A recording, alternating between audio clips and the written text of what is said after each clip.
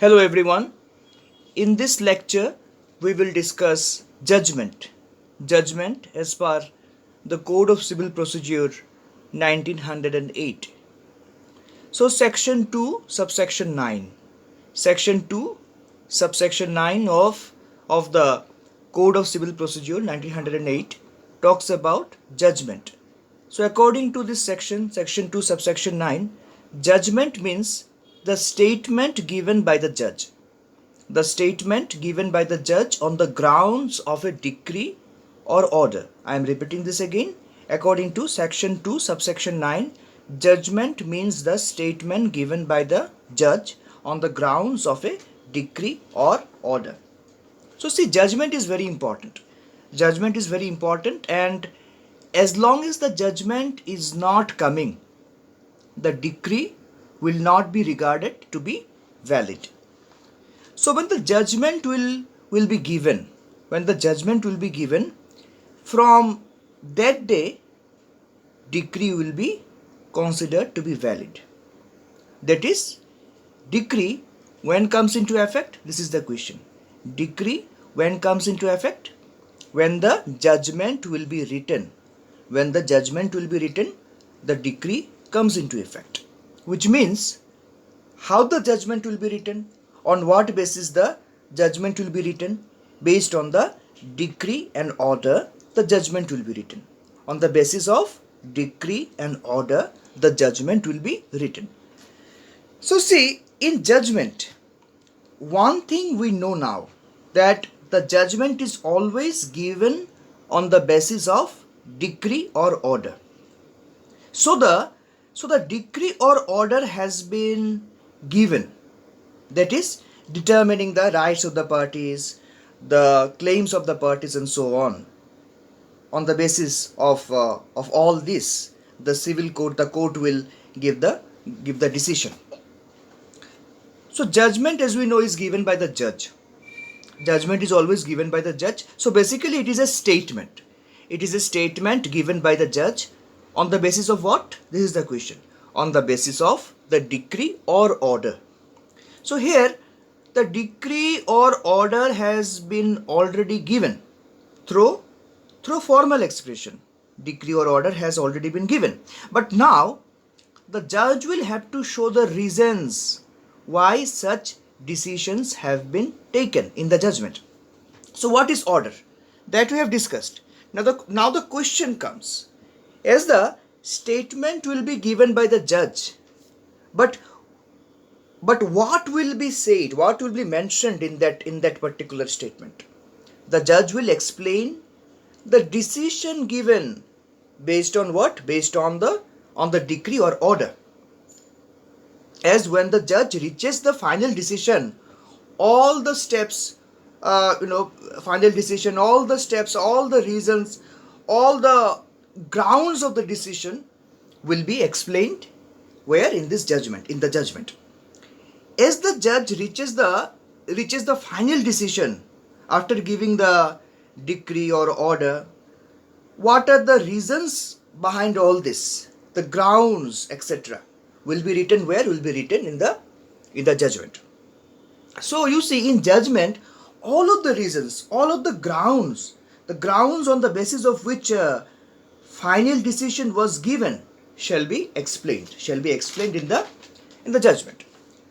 So when the final decision is taken, giving the decree, passing the order, in such cases in the suit, what were there? So there will be two parties in a civil case. First the plaintiff, and the second one the defendant. And there will be judge as one of, and any one of the parties will win the case, the suit. Suppose let's say the plaintiff own. The plaintiff here will be regarded as the decree holder. So this decree holder will have certain rights, which will decide, the judge will decide, okay, the certain rights of the decree holder. Suppose, let's say, this decree holder is also claiming something, or maybe the defendant has to give some let's say, compensation. So seeing all the rights, all the claims, and how much compensation will be given, all these things will be decided where? In the judgment. So deciding rights and claims of the parties to the suit. So here the primary issue, this is very important, primary issue. So here the primary issue will be solved, and it will be written where? It will be written in the judgment. The primary issue will be solved here in the judgment. Like, let's say, to make it clear, if in a judgment, if, let's say, not in the judgment actually, like, let's say, like if the primary issue, let's say the primary issue of a case, of a suit, is, let's say, about name in the voter list. So name in the voter list is the primary issue of this case, of this suit, let's say. So this primary issue will be solved by the judge, and in the judgment it will be written after deciding the primary issue. Okay. So the details of the case, of the decision, the whole analysis of the case all these things are to be written where? In the judgment. So to make it simple, to simplify it, judgment is a statement. First of all, it is a statement given by whom? Given by a judge on the basis of decree or order, in which all the reasons, all the grounds on the basis of which final decision is given shall be explained. So judgment is given after deciding the rights and claims of the parties to the suit, deciding the primary issue in the judgment, So this is very important. So we have to keep this in our mind, that decree will not come into effect as long as the judgment will not be passed. I am repeating this again. Decree will not come into effect, will not come to the effect as long as the judgment will not be passed. The day the judgment will be given, on that very day, the decree will come into effect. The decree will come to effect, not during the day of signing on the decree. I am repeating this again. The day the judgment will be given, on that very day the decree will come to effect, not during the day of signing on the decree. Okay. This order 20 rule 4 clause 2. Order 20 rule 4 clause 2 provides that a judgment shall contain a concise statement of the case, the points of determination, the decision thereon, and the reasons for such decision. It should be a self-contained document. It should be self-contained in itself, from which it should appear as to what were the facts of the case. It should be a self-contained document, this judgment, from which it should appear as to what were the facts of the case and what was the controversy of the suit, which was tried to be settled by the civil court, by the court, and in what manner the court tried it. Okay. So see, the process of reasoning by which the court came to the ultimate conclusion and decreed the suit should be reflected clearly in the judgment. And in a judgment given by the court, there will be three segments. Three segments will be there. This primary segments will be there. Number one, a judgment of a court will have three segments. Number one, facts and the points at issue. Facts, what are the facts of the case and what are the points at issue in the suit. All these things. Number two, reasons for the decision. What is the reason behind giving this particular decision? The judge has to explain this. Reasons for the decision. Reason or reasons. Then three, final order containing the decision. This final order is important because final order is all about finalizing the judgment. Okay. So final order containing the decision must be given by the judge. And another concept, the concept of judgment debtor. It means any person against whom a decree has been passed or an order capable of execution has been made. Okay, so this judgment debtor, this concept is getting covered by section 2 subsection 10, section 2 subsection 10 of the Code of Civil Procedure 1908. So as we know now that judgment means the statement. First of all, it is a statement. Okay, statement, underline it.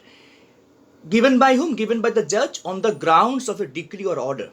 Decree and order we have already covered in our previous lectures. So there are two important case laws that we can discuss here. The first one is Vidyacharan versus Khubchand, AIR 1964 SC 1099. Vidyacharan versus Khubchand, AIR 1964 SC 1099. I will share the name of the cases, the case laws in the description box. Okay. So in this case, it was held that the essential element of a judgment is that there should be a statement of the ground of the decision. I am repeating this again. In this case, Vidyacharan versus Khubchand, AIR 1964 SC 1099, it was held that the essential element of a judgment is that there should be what? There should be a statement of the ground of the decision. Statement of the ground of the decision. Based on what? Based on what ground or grounds that particular decision has been given by the judge. Okay? And there is another case law which is important. Chwoaram versus Thanuram. Chwoaram versus Thanuram, AIR 1960 MP 163. AIR 1960 MP 163. And it was in this case it was held that the declaration of intention by a judge, the mere declaration of intention by a judge as to what the judgment is going to be is not a judgment until it is crystallized, it is materialized into a formal shape and pronounced in an open court as the final expression of his mind. Okay, so in this case it was also discussed that every judgment should contain, number one, a concise statement of the case. Concise statement of the case. Number two, it must contain the point for determination. Number three, the decision thereon, and the decision must be justified. And number four, and the reason for such decision. What is the reason? What is the reason or the motive of the judge behind giving this particular decision? All these things should be explained in the judgment. Okay, thank you.